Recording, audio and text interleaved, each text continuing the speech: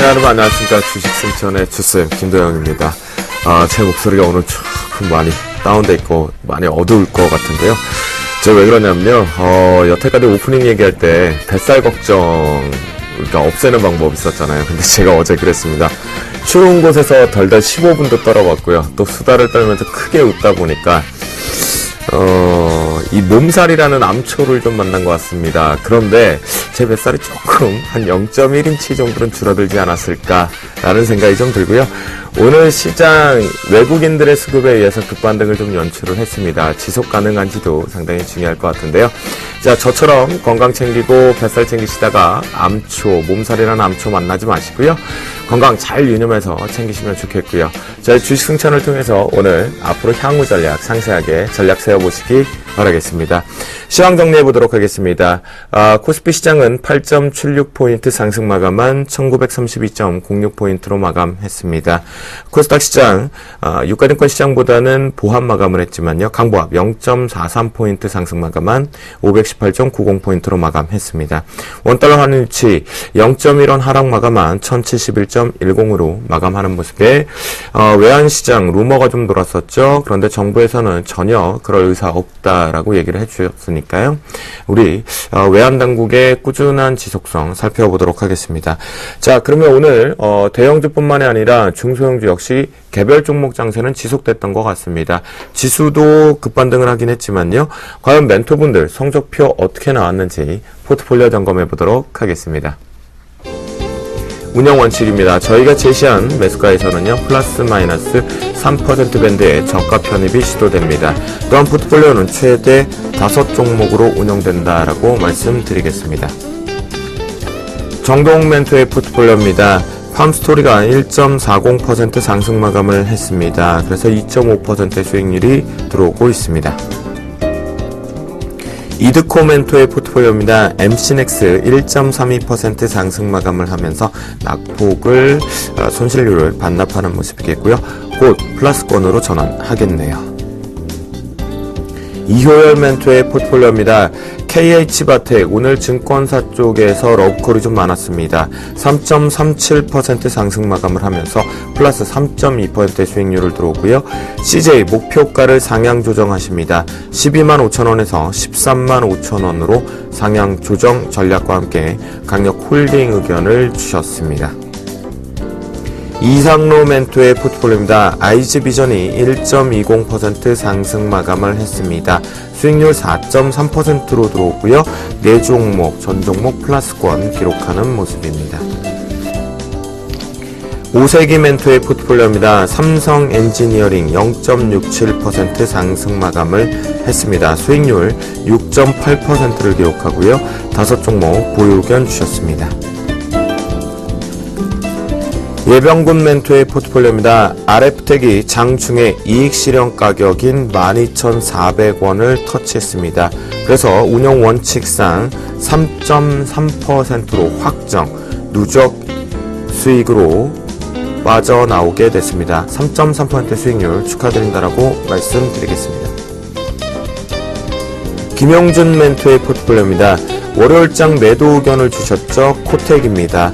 오늘장 시초가인 14,900원으로 1% 수익권으로 포트의 이익 실현 빠져나왔습니다. 또한 월요일장 승천주로 디지털 옵틱을 15,700원에 신규 편입 성공했습니다. 역시 현재 포트가 양호한 포트로 들어오고 있습니다. 나무르 멘토의 포트폴리오입니다. SKC 1.55% 상승 마감을 하면서 7.9%의 수익률을 기록하고 있습니다. 수익률 베이스 살펴보겠습니다. 이효열 멘토의 CJ 목표가 상향이 나왔었는데요. 수익률 22.1%로 대형주로서 2위권을 강력하게 올라와 있는 모습입니다. 대형주 멋진 모습이겠고요. 2월 멘토였습니다. 예병군 멘토의 한진중공홀딩스 21.3%로 3위를 기록합니다. 이상로 멘토의 벽산 19%로 4위를 기록하고요.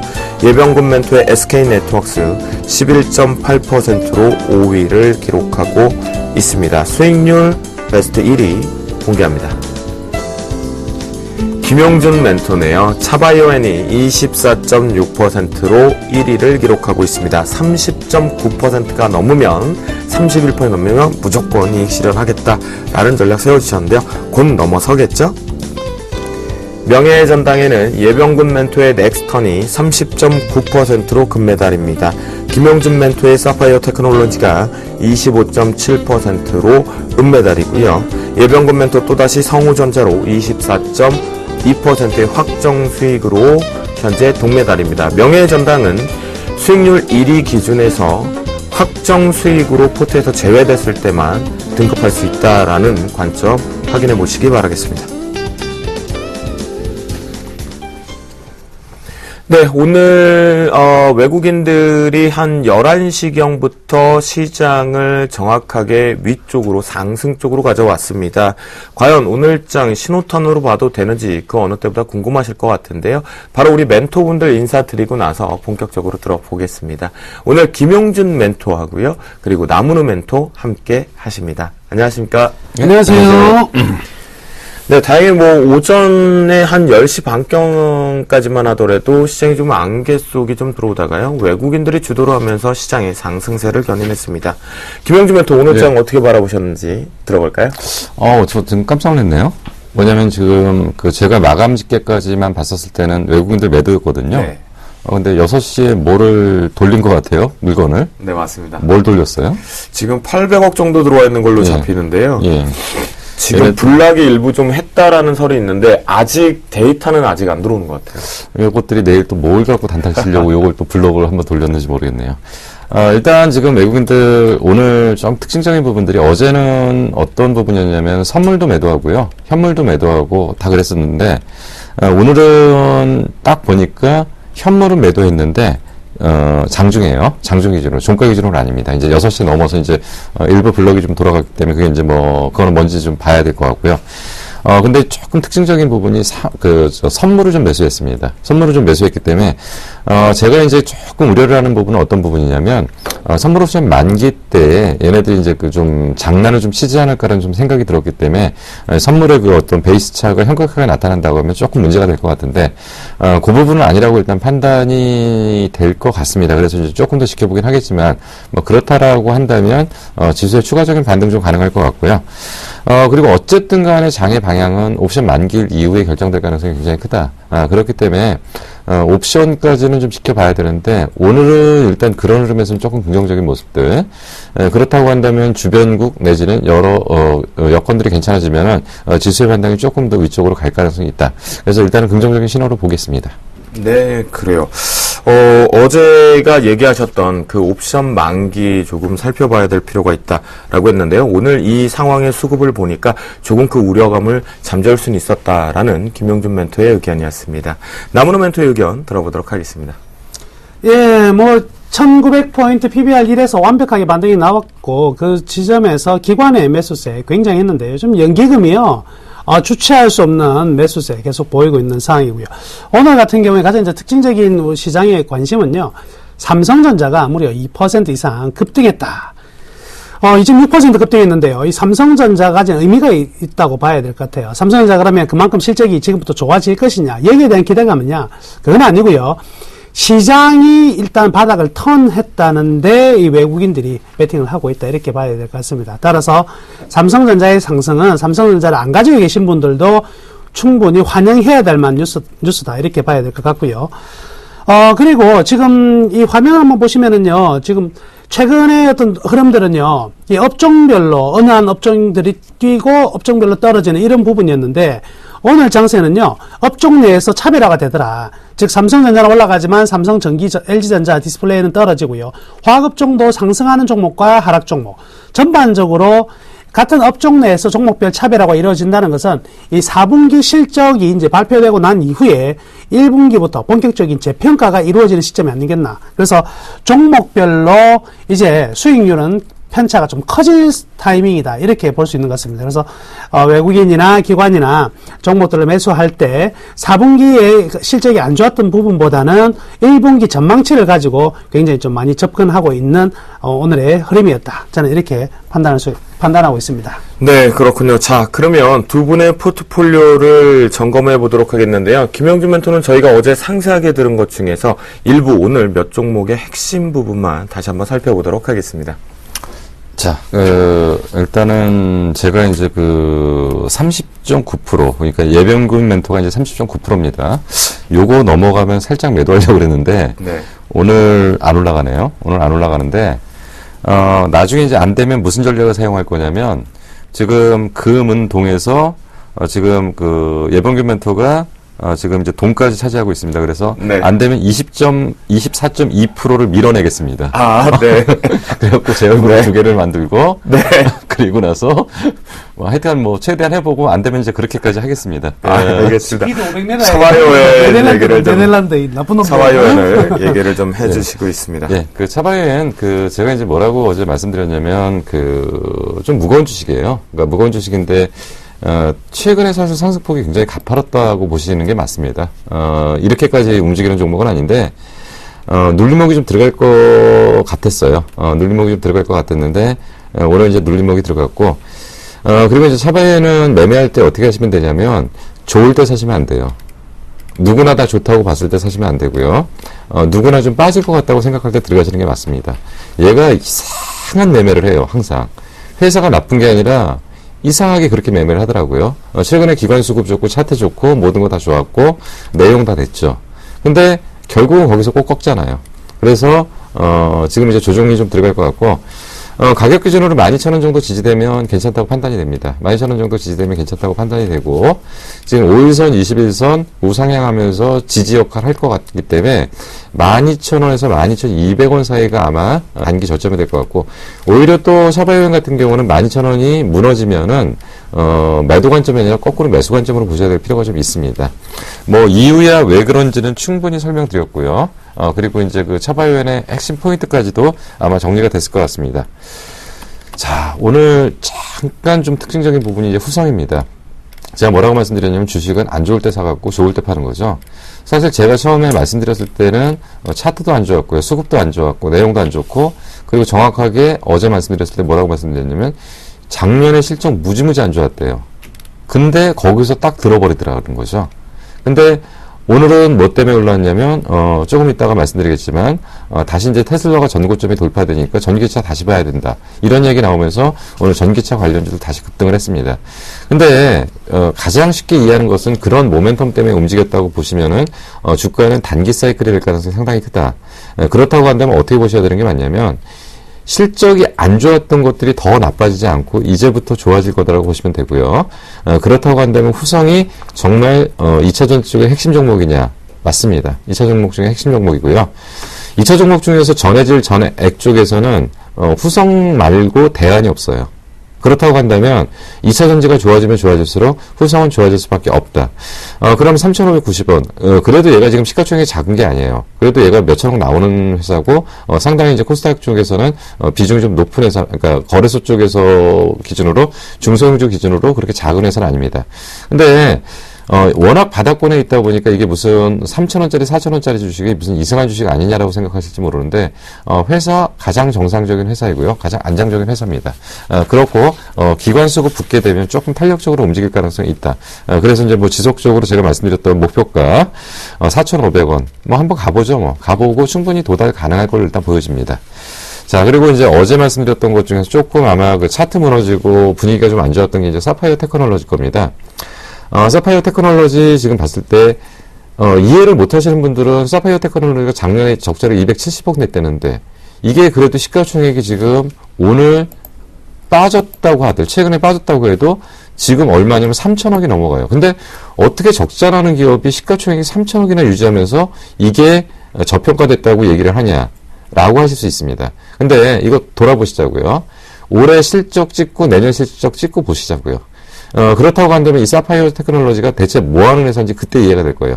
근데 항상 주식을 하시는 분들이 뭐가 문제냐면 좋다고 했을 때는 주가 안 움직이면 아무리 얘기해봐야 안 좋아요.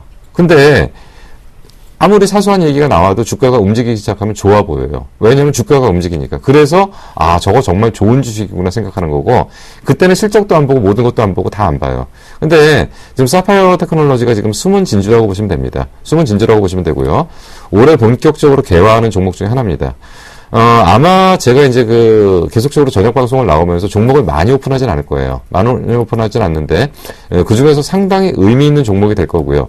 조금 지켜보시면, 결과들이 좀 나올 거라고 좀 보이는데, 앞부분에서 수익을 내줬기 때문에가 아니고, 사파이어 테크놀로지의 회사에 하는 일과 업황 사이클, 그리고 향후 어떤 업황에 대한 그런 그림들을 보신다면 조금 정리가 되실 겁니다. 짧게 디지털 업데이트 한 가지만 좀 정리하고서 넘어가겠습니다. 네. 어제 뭐라고 말씀드렸냐면 그 디지털 업체이 가장 안정적인 종목이 될 가능성이 있다. 왔다 갔다 난리치지는 않습니다. 오늘 거래량 86,000주에 플러스 150원. 조금 어떻게 보면 밋밋하죠. 이런 종목은 상한가 가는 종목도 아니고요. 상한가 갔다 하한가 가는 종목도 아니고요. 그냥 천천히 갈 거예요. 천천히 가는데 실적되고요. 최악의 국면 지나갔고, 그렇기 때문에 안정적으로 천천히 움직이는데, 지금 딱 움직임이 뭐냐면, 하락 추세대를 지금 전환시키는 변곡점이라고 보시면 됩니다. 그래서 16,000원이 돌파되면 오히려 안정적인 흐름을 보일 가능성이 있다. 지금 이게 주도주나 대장주가 된다는 얘기는 아닙니다. 그렇지만 천천히 편안하게 안정적으로 움직일 수 있는 종목 중에 하나라고 좀 설명을 드릴 수가 있겠습니다. 네, 그래요. 저희가 읽어봐야 될 종목군들에 대해서 상세하게 들었고요. 나오는 멘트의 세 종목 다시 상세하게 들어보도록 하겠습니다. 우선 첫 종목입니다. S1. 흐름이 상당히 좀 괜찮아요. 지금 추세적인 상승이 지금 나타나고 있는 상황인데, 최근에 이제 초대형주, 초우량 블루칩 같은 경우에는 일단 지수 충격을 받아가지고 나타나면 반등 정도인데, 이 옐로우 칩군들이 굉장히 매력 있는 종목들이 많거든요. 그런데 이 물량이 한정적이고 그러다 보니까 이 방송용으로 제가 추천을 많이 해드릴 수가 없습니다. 그러다 보니까 초대형주 위주로 가다가 최근 제가 종목들 조금 옐로우 칩들 중량주들 하나씩 선물을 드리고 있으니까요. 여러분들이 잘 따라오셔야 돼요. 이런 타이밍에 수익 내기 좋은 장이면은 틀림이 없다. 이렇게 봐야 되는데, 이틀 동안 조정을 받았는데요. 그 이유는 여기 있는 것 같습니다. SK텔레콤에서 이 NSOK, 예전에 이제 SOK라는 이 보안 기업이 있었거든요. 야, 그때 대단한 주가의 어떤 상승이 나타났던 종목인데, 여튼 SK텔레콤에서 이 보안 서비스 진출한다는 내용이 나오면서 일단 조정받은 부분이 있다. 이렇게 볼 수가 있겠고요. 최근에 이제 CJ하고 2012년도에 CJ그룹하고 이제 마찰이 좀 생겼죠. 그 이후에 좀 고객들이 많이 이탈이 되었습니다. 그렇지만 그럼에도 불구하고 여기 보시면, 자, 매출액의 이 빨간색 막대 그래프 한번 보시죠. 매출액의 증가 속도는요, 더욱더 가팔라지고 있는 상황이거든요. 그리고 본격적인 이 단순 보안이 아니라 건물 관리 시스템 전문 회사로의 도약이 시작되는 원년이기 때문에 S1의 주가는요, 앞으로 한번 볼만한 주가가 되지 않겠나, 이렇게 말씀해 드릴게요. 자, 두 번째, 효성입니다. 효성 같은 경우는 아직 꼼짝을 좀 안 하고 있어요, 바닥권에서. 근데 좀 재밌는 뉴스가 나왔네요. 미국 자동차 3사에 이제 카메트를 납품하기로 계약이 됐는데, 매출액 측면이나 단순히 매출액보다는요, 이 자동차에 들어가는 카메트가 원 제품에 나오면서 붙는 것은요, 굉장한 기술력과 어느 정도 원가 경쟁력을 가졌을 때만 나타나는 부분이죠. 그래서 효성의 이러한 기술력들, 향후 이제 결국 승부는 어디서 난다고 했습니까? 제가 폴리케톤에서 난다 그랬죠. 이 폴리케톤의 증설이 본격적으로 이제 생산량이 증가되는 지점, 즉 2분기부터는 강한 모멘텀을, 상승 모멘텀을 가져올 것이다. 현재는요, 아이고, 안 사신 분들은 지금이라도 사셔야 되는 가격이에요. 얼마나 고맙습니까? 충분히 추가 하락 가능성 없는 상태에서 본격적인 턴어라운드 주가 볼 수 있다. 이렇게 말씀해 드릴게요. 자, 세 번째 종목은요, SKC입니다. 예, 최근에 흐름도 굉장히 좋았네요. 예, 상승 탄력이 좀 붙어나면서 한 8% 가까운 상승세 나타났는데요. 일단 두 가지 측면, 지난번에 설명해 드렸다시피 이 자회사 실적이 굉장히 좋아지고 있어요. 특히 SKC 솔믹스가 원래 돈 잡아먹는 하마였는데 요즘에는 이제 상황이 좀 달라지고 있죠. 그리고 SK 에어가스 같은 경우에도 구조 개선이 잘 되면서 점진적인 실적 개선을 볼 수가 있고요. 특히나 이제 SK 텔레시스가 성수기에 진입했거든요. 1분기 성수기에 대한 기대감들, 상존해 있는 부분과 그리고 필름이라든지 화학 부분, 판가 인상, 이 부분이 이제 1분기 좋은 실적으로 분명히 나타날 것이다. 이렇게 볼 수 있으니까요. 단순히 어떤 박스권 매매를 이제 탈피하는 그러한 상승 전환이 되고 있기 때문에 흔들리지 마시고 계속 보유하셨다가 수익 한번 크게 만드셔도 될 것 같습니다. 지금 장에는 분명히 이 세 종목이요, 장에서 소외되지 않는 종목이 될 것이면 틀림없으니까요. 저 따라오시는 분들은요, 끝까지 따라오십시오. 좋은 수익률로 보답해드리겠습니다. 네, 나무르멘토의 포트폴리오까지 점검을 해봤고요. 이제 본격적으로 두 분이 준비한 시간입니다. 시장의 이슈를 통해서 종목을 발견하고 그에 따른 자신의 전략까지 노출하는 그 시간인데요. 종목 발견 신봤다. 바로 출발해보도록 하겠습니다.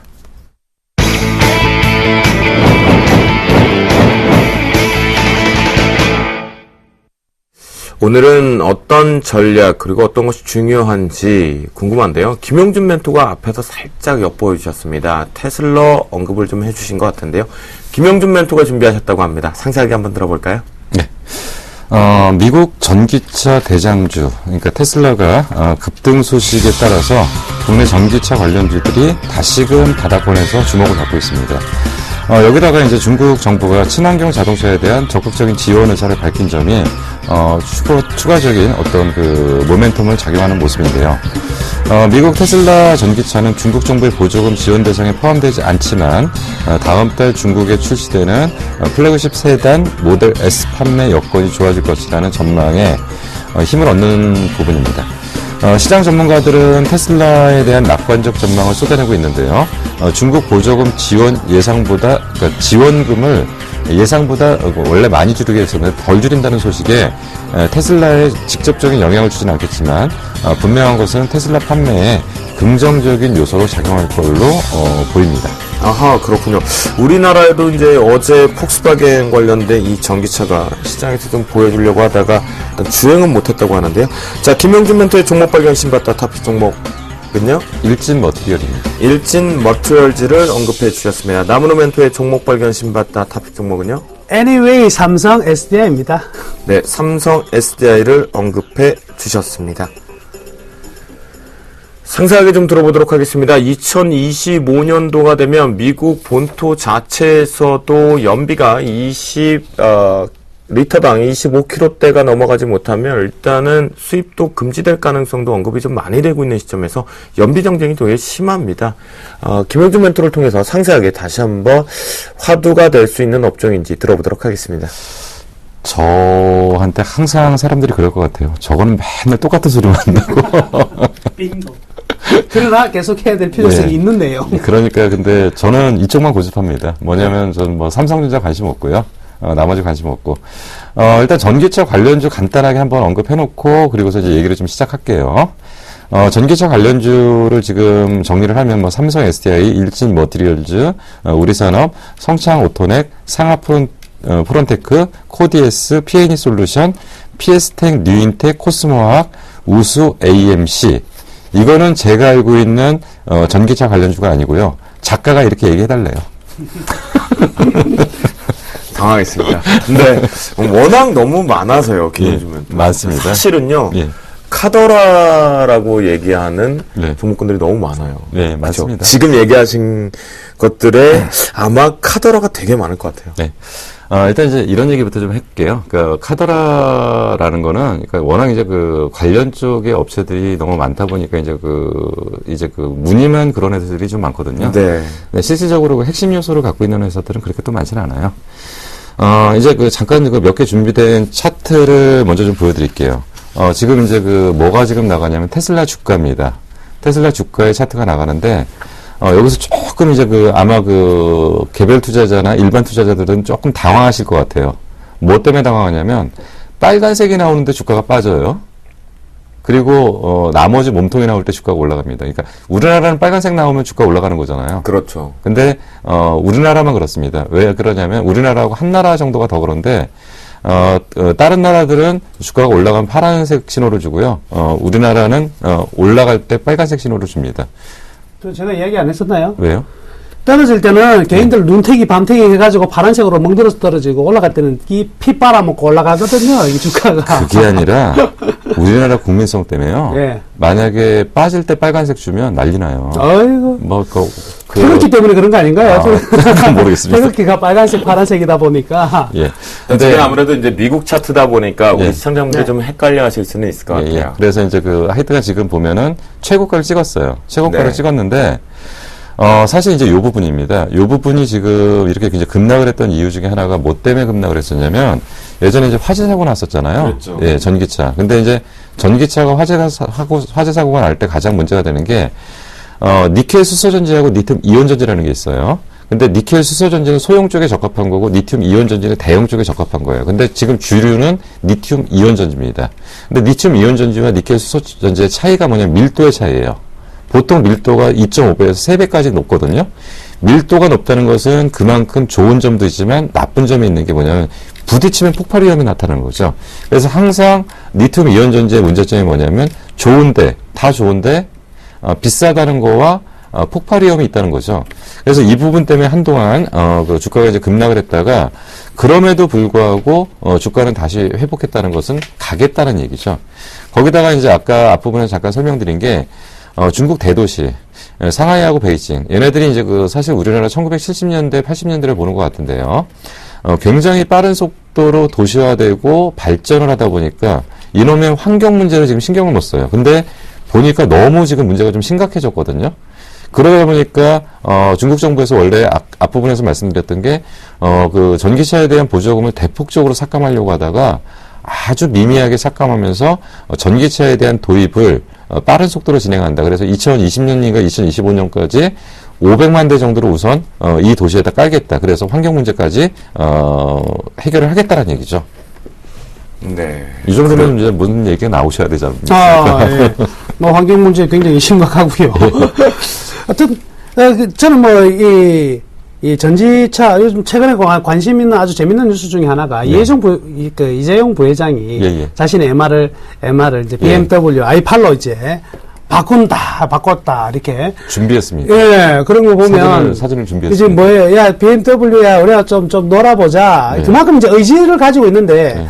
아무것도 없는데 그냥 의지를 가진다는 건 문제가 되겠지만 시장이 굉장히 많이 바뀔 것 같아요. 일단 2010년에 배터리는 저는 이제 전기차 부분에 이렇게 생각하거든요. 이 전지 같은 경우에는 작은 데서 큰 데로 가는 디스플레이하고 굉장히 비슷할 것 같아요. 그래서 처음에는 소형 전지가 이 시장의 화두였다면 이게 커진다는 거죠. 중대형으로 넘어가면서 자동차.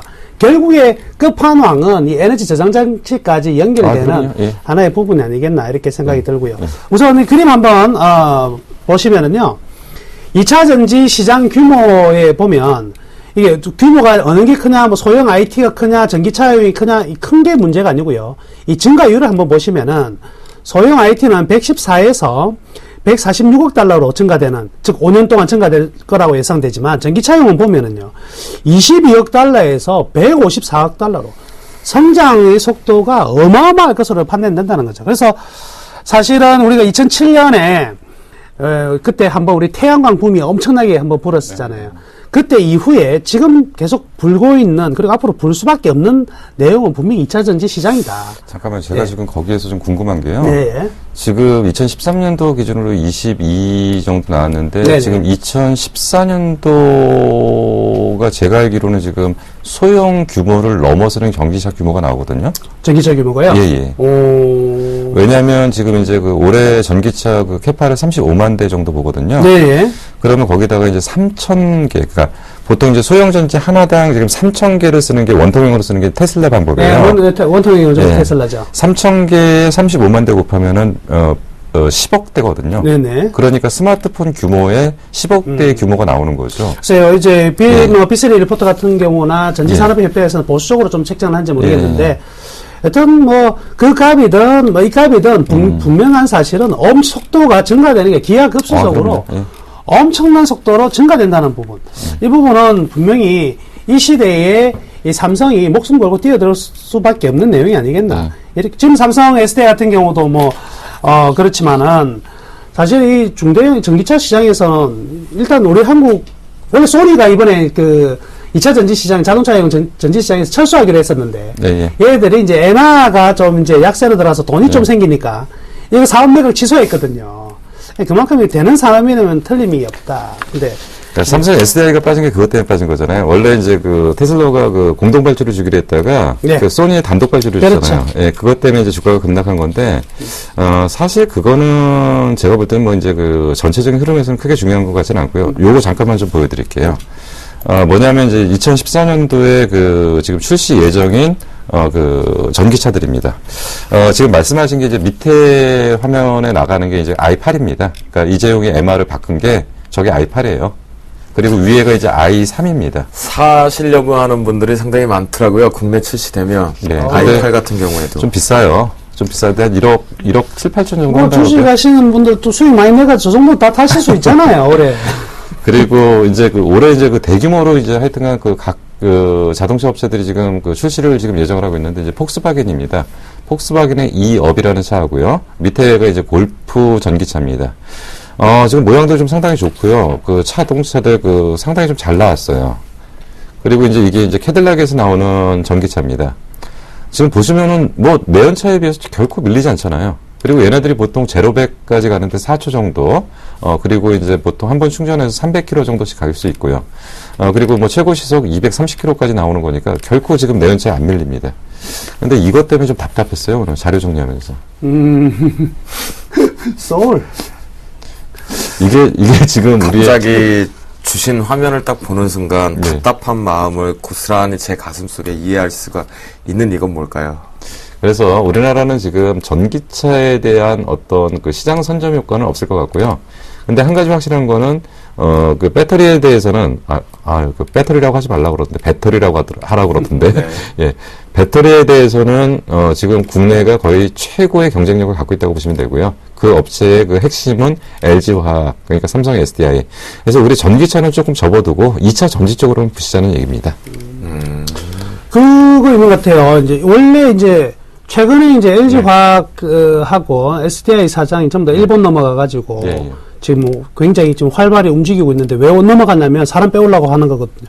원래 2009년에 2차 전지하면 1위가 산유였어요. 3위가 파나소닉인데 인수하고 나서 전 세계를 다 장악할 것으로 핵심 기술은 전부 다 사실 이 소재 산업이 다 일본이 가지고 있어서 그래서 완전히 장악할 줄 알았는데 불과 4년 만에 지금 그 2차 전지 시장에서는 한국이 42, 일본이 34 완전히 역전된 상황인데 요즘에는 사실 여기서 핵심 인력 많이 빼왔다고 참 말들이 많았어요. 그런데 이제는요, 넘어섰다. 비욘더가 됐다. 어느 정도냐면, 이 우리나라의 IT 스마트 기기가 전 세계에서 워낙에 많이 팔리다 보니까, 이 기술이 굉장히 좋아질 수밖에 없고, 요즘에는 일본에서 전혀 손을 안 대고 있는데, 웨어러블 있잖아요. 우리 웨어러블 이제 스마트 기기들 많이 뭐 옷에 붙이든 차는 것들, 이런 것들이나 계단식 충전기, 이런 것들은 아예 일본은 손도 못 대고 있는데, 우리나라가 지금 다 개발하고 있거든요. 확실히 좀 기대되는 부분은, 다양하게, 접목될 수 있다는 것. 근데 하나 우려되는 부분은, 이 중국도 만만치 않게 성장하고 있다는 거죠. 저는 사실 중국은 별로 걱정을 안 하고요. 네. 그리고 이제 일본도 걱정을 안 하는 게 이제 그 전기차 쪽은 아니고요. 그 이제 2차 전지 쪽으로만 말씀드리는 겁니다. 네. 근데 2차 전지가 일본이 그 지금 사실 아직 그 비중을 그 정도로 유지한다는 건 걔네들 니켈 수소거든요. 네. 리튬 이온은 못 따라와요. 국내를. 그리고 이제 또 한 가지 아까 말씀하신 것 중에서 소재 산업 쪽에서 조금 우려가 되는 부분이 있다라고 말씀드렸는데, 그거는 맞습니다. 소재 쪽에서는 양극 물질, 음극 물질, 전해질, 뭐 이런 것들, 그러니까 양극 분리막 전해질까지는 우리가 완전하게 국산화가 돼가지고 이제는 경쟁력을 갖췄는데 단 하나 카본에 기반을 한 음극물질 쪽은 지금 국산화율이 제로예요. 그래서 이거를 빨리 개발한다면 이제 완전하게 일본하고 중국을 따돌리고서 우리가 2차 전지 쪽에서 정말 우뚝 쓸 수 있는 그리고 결국 이제 그렇게 되면 2차 전지가 왜 그렇게 중요하냐면 전기차에서 전체적인 원가에서 50%가 2차 전지거든요. 그럼 껍데기 많이 팔라는 거죠. 우리는 배터리 많이 팔아먹으면 되니까요. 그래서 충분히 경쟁력 있는 산업 중에서 핵심 쪽이고, 그래서 이재용 회장인가요? 부회장입니다. 부회장입니까? 네. 다음 회장 시켜주죠. 예, 이 양반이 지금 i8을 산 게 뭐냐면, 결국 BMW에 단독 납품을 하기 위한 사전 포석이라고 그러더라고요. 폭스바겐하고도 지금 이야기가 굉장히 좀 순조롭게 진행 중이어가지고, 이것도 가능성이 충분히 열려있는 내용인 것 같고요. 네. 이제 아까 그 리튬 이온 이야기가 나와서 그러는데, 사실은 이 2차 전지 하고 이제 ES에서 대용량 예, 저장 장치 같은 경우에는 특히 이제 정부 정책이 굉장히 밀접한 그렇죠. 관계고 사실은 결국 이것도요. 예전에 우리 그 일본하고 중국하고 싸움 났을 때 히토리 전쟁이 일어났던 것처럼 이 리튬이라는 이 그 물질도 그렇게 흔한 물질이 아니잖아요. 전부 다 이제 중남미 쪽에 이렇게 포진해 있는 물질인데 결국에는 그게도 외교전이 충분히 나중에 일어날 수 있는 부분, 정부나 이런 데서 잘 관리를 해야 될 부분이 또 리튬 부분인 것 같아요. 그거는 어차피 풀어야 될 부분인 것 같습니다. 네. 예.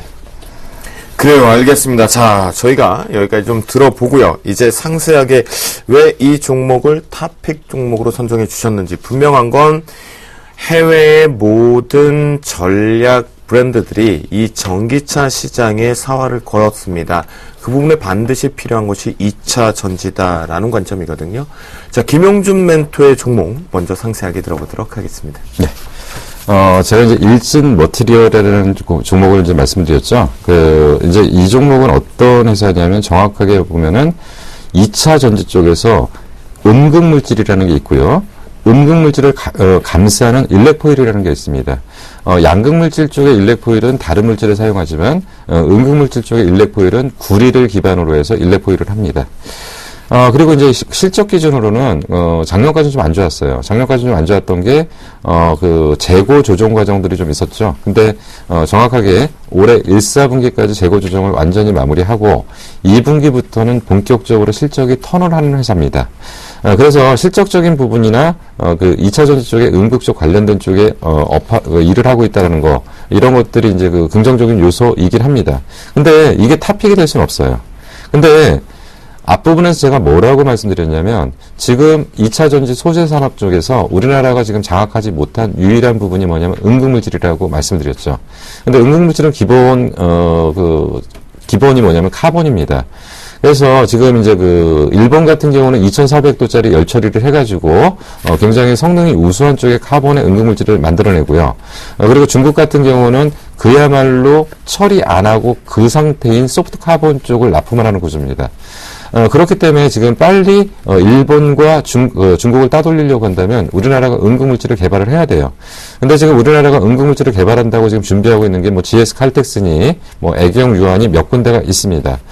그럼에도 불구하고 지금 일진 머티리얼즈가 하고 있는 것들이 음극물질 개발 쪽에서의 개발 성공 가능성이 좀 상당히 높다고 평가가 되고요.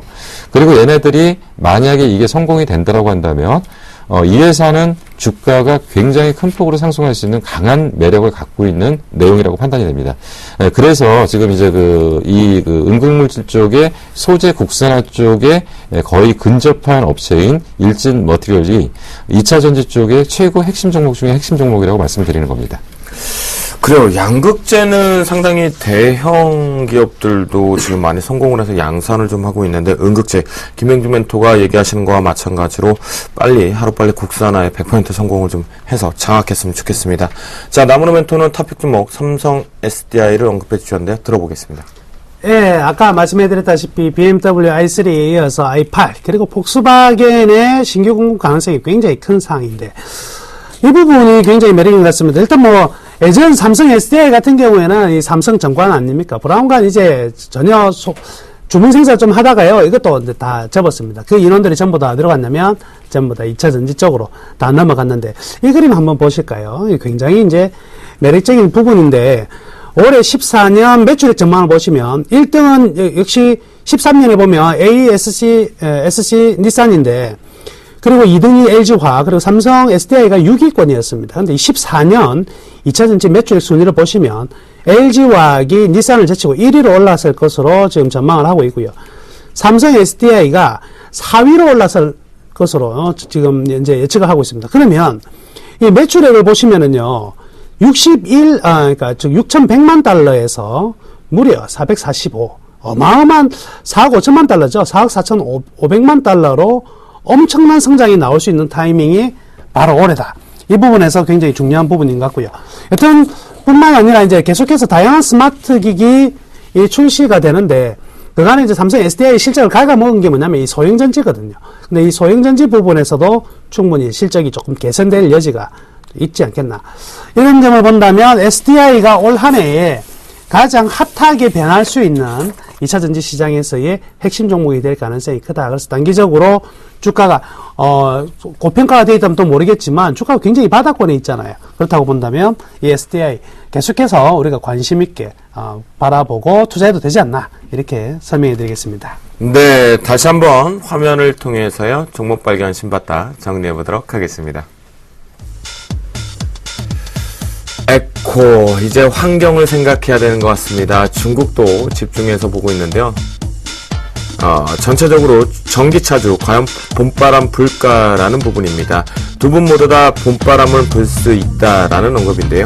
김용주 멘토는 기다리던 2차 전지의 대용량의 전환이 시작되었다. 소용량에서 이제 대용량 집중해서 보자라는 관점이겠고요. 그 부분에서 응급제를 감싸는 일레코일과 강점으로 갖고 있는 일진 머티리얼즈를 탑픽으로 선정해 주셨습니다. 나무르멘토 성장성에 포커스를 두자라는 의견에 삼성 SDI를 언급해 주셨습니다. 이제 두 분의 포트폴리오에서 진검승부가 나옵니다. 결국 이제 수익률로 우리가 평가를 아쉽지만 받게 되는 것 같은데요. 오늘은 어떤 종목이 내일장 승천주로 들어오는지 지금 바로 출발합니다.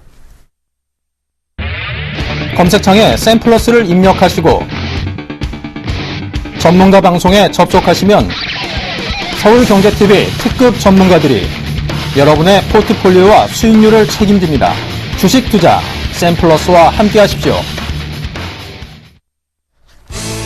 내일장 승천주로 나무르멘토 제일모직을 가지고 나오셨습니다. 네, 김용준 멘토 같은 경우는 어제장에 디지털 옵틱이 승천주로 좀 들어왔죠. 나무르멘토의 제일모직 상세하게 투자 포인트부터 들어보도록 하겠습니다. 예전에 그 2차 전지나 이 관련된 전자 소재 부분에서 이 제일모직을 이게 탑픽으로 꼽아드린 적이 있었는데요. 그렇지만 매수는 조금 좀 시간을 두고 보다가 타이밍 한번 노려보자 했는데요. 이 기가 막힌 타이밍이 들어왔네요. 사실은 꼼쳐두고 여러분께 드리고 싶지 않은 종목인데, 그런데 지금 시장도 많이 빠졌고 또 주식 승산을 해주시는 여러분들에게 이 강력한 선물이 될 가능성이 크다. 그래서 지금 같으면 이거 무조건 사봐야 되는 종목이 아니겠나 하는 이렇게 강렬한 의지가 나와서 오늘 가져왔습니다. 자, 우선 제일모직 하면 잘 아시죠? 어떤 거요? 패션 의류 이렇게 생각하시면 안 된다고요. 이제는 패션 의류가 아니고요. 완벽한 케미칼, 전자재료, 소재의 사업 전문 기업으로 탈피가 되었어요. 패션 부분은 에버랜드로 넘어갔죠. 자, 아까 김용준 멘토님께서 말씀하셨고 오늘 주제였던 부분인데 2차 전지 분리막 부분에서 그리고 OLED 등에서 이익이 본격적으로 이제 나타날 수 있는 부분이 바로 올해 같은데요. 일단 삼성에서의 이 울트라 HD TV 출하가 계속 증가되고 있는 부분이기 때문에 올해 실적도 점진적으로 개선될 수밖에 없는 환경이 아니겠나. 그리고 삼성의 지금 지배 구조의 변화가 S1도 나왔고요. 제일모직도 나왔고 이제 핵심 축을 중심으로 이제 본격적으로 정리가 되어가는 부분이거든요. 이 정리가 다 됐을 때는 이미 주가는 굉장히 큰 폭으로 상승할 수밖에 없지 않나 이렇게 봐야 될 것 같아요. 그래서 어떤 그 성장성이 어느 쪽에서 나오느냐 중요한 부분이지만 지금 최근에 한번 보세요. 호텔리실라 어떻던가요? 호텔리실라 주가 끝도 없이 가죠. 마찬가지입니다. 정리가 되는 족족 자리를 잡아가는 족족 성장성과 그리고 실적은 따라오게 될 부분인데 바로 이 제일모직이 그 흐름이 이제 시작되는 부분이다. 이렇게 말씀을 드릴게요. 자, 여기 보시면은요, 제일모직이 이제 사업부가 이제 빠져나가서 이렇게 한 부분이 빠져나가 있는 부분인데요. 일단 이 부분은 채워질 수 있는 내용이 될 것이고요. 그리고 이 이익 측면, 노란색에 굉장히 좀 주의할 필요가 있을 것 같아요. 이 노란색 부분이 상당히 재밌는데요. 순이익 측면이죠. 순이익 측면으로 점진적으로 떨어지다가 3분기부터 본격적으로 터닝이 되는 시점이다. 이렇게 봐야 될 것 같아요. 그래서 제일모직 같은 경우에는 향후 이제 점진적으로 실적 개선이 바로 크게 나타나지는 않지만 이 전자 소재 같은 경우는 아직까지는 어떤 게 많이 필요하냐면 이 투자되는 이 카펙스 투자가 굉장히 많이 이루어져야 됩니다. 그래서 실적 개선이 이 전자 소재 부분에서 굉장히 크게 나타나기보다는 일정 부분 현재까지 투자가 된 부분에서 나타나는 부분이고 앞으로 전개될 관련 부분에서는 이익이 적더라도 이 매출과 성장성은 아주 커질 수 있다. 이렇게 봐도 되겠네요. 자, 주가에 이제 밸류적으로 접근 한번 해볼게요. 이 밸류 밴드 차트는 어떻게 이제 만들어져 있는 거냐면, 이 기업의 마진, 그리고 영업이익에서 순이익으로 넘어가는, 그리고 이게 자산에 포함이 되는, 즉, 한 기업의 이 재무 분석표가 그대로 다 들어가 있는 차트입니다. 어떤 분들은 이 차트를 보면 이거 뭐 피벗 차트나 볼린저 밴드 이런 거 아니냐 이렇게 생각하시는 분인데 그거하고 전혀 달라요. 그거는 가격에 대한 주가의 흐름의 궤적이라면 이거는 기업의 내재에 대한 가치, 즉 기업의 실적과 자산적, 부채와 이런 것들이 다 들어가 있는 부분이거든요. 그렇기 때문에 밸류에이션으로 접근하기에는 굉장히 좋은 부분인데 지금 어느 단계에 와 있죠? 이야, 이 밴드가 전체적으로 아직까지 하향 곡선이긴 합니다. 그죠? 이 변화는 하향 곡선에서 이제 상승 곡선으로 변하기 위해서는 분명히 2, 3분기는 통과를 해야 되겠지만은, 그렇지만 하락의 속도가 이렇게 가파라지지 않는 상황에서 주가가 어디까지 왔냐면, 최하단까지 왔죠. 그러면 이 최하단에서요, 주가가 더 떨어져서 머물 수 있는 확률은 몇 퍼센트냐? 5%예요. 왜냐면, 이 밴드는요, 이 표준 편차 3배수를 적용한 겁니다. 그러면 3배수 적용해서 빠져나갈 수 있는 가능성은요, 5%가 되지 않아요. 실질적으로는 1%인데, 이 가중치를 줬기 때문에, 기간을 짧게 했기 때문에 약 5% 정도의 이탈률 보이고 있거든요. 그러니까 이 가격에서 더 떨어져서 머물 확률은 5%밖에 안 된다. 그러면 95% 확률은 뭐예요? 이제부터 올라갈 수밖에 없는 상황이다. 이렇게 볼 수가 있겠습니다. 그래서 이 앞에 부분에서도 이 초록색 맞아가지고 안 올라간 적이 있나요? 이 초록색 맞아가지고 안 올라간 적이 한 번도 없죠. 지금 초록색이네요. 야, 그렇다면 이 앞에의 이 역사적인 시계열만 보더라도 충분히 지금은 주가가 바닥인 것이 아니라 기업의 실적 대비 주가가 바닥이라는 것을 꼭 인식을 하셔야 되겠습니다. 차트를 가지고 마지막으로 설명해 드리면은요. 예. 순간적인 급락. 자, 밑에 이제 우리 그 일반 투자자 여러분들 이런 차트 기술적 분석 좋아하잖아요. 밑에 이 선이 하나 걸리는 선이요. 2001선입니다. 2001선. 2001이면요. 10년입니다. 10년. 그만큼의 가격의 매력이 생겼다. 이제 제일 뭐지? 여러분들께 분명히 좋은 선물로 다가갈 것임은 확실하다. 이렇게 말씀해 드리면서 정리하겠습니다. 네, 다시 한번 가격 전략도 들어보도록 하겠습니다. 예, 매수 단가는요, 72,200원 현 가격 그대로 적용하겠습니다. 1차 목표가는요, 83,000원 정도, 즉, 한 21선이 내려오는 부분 정도가 될 건데요. 83,000원 정도의 단기적으로 저항이 나타날 수 있을 거라고 보여지고요. 손절매 가격은 65,000원으로 설정하도록 하겠습니다. 네, 기업의 체질이 바뀌었다라는 것, 이제 좋아질 수 있다라는 것도 기대해 볼 만한 것 같습니다. 제일모직 매매 전략까지 저희가 상세하게 들어봤고요. 자, 김용준 멘토, 우리가 제일모직까지 상세하게 들었는데요. 네. 시청자분한테 하실 말씀이 있다면서요? 예.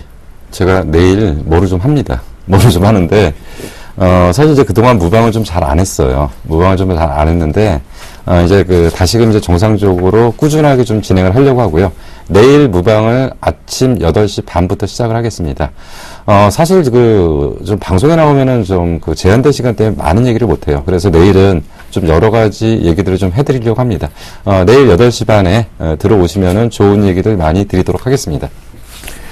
그래요, 알겠습니다. 김용준 멘토가 오래간만에 공개 방송을 하신다고 하니까요. 2차 전지 또 수익을 말하다 해서 듣지 못했던 내용들 상세히 좀 들으시면 좋겠다라고 말씀을 좀 드리도록 하겠고요. 자, 저희가 오늘 또 고지사항이 있습니다. 말씀드리도록 하겠습니다.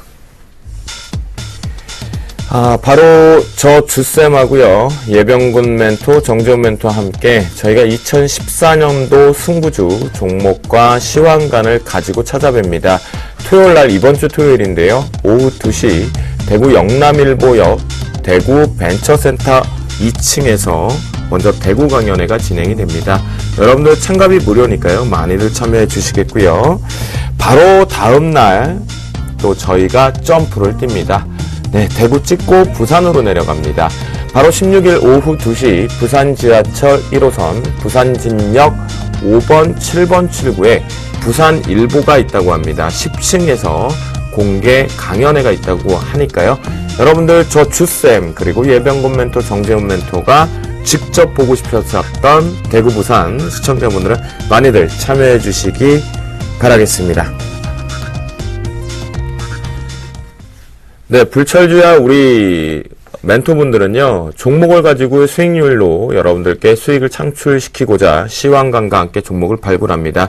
잘 따라하셔서 수익 많이 챙기셨으면 좋겠다라고 말씀을 좀 드리겠고요.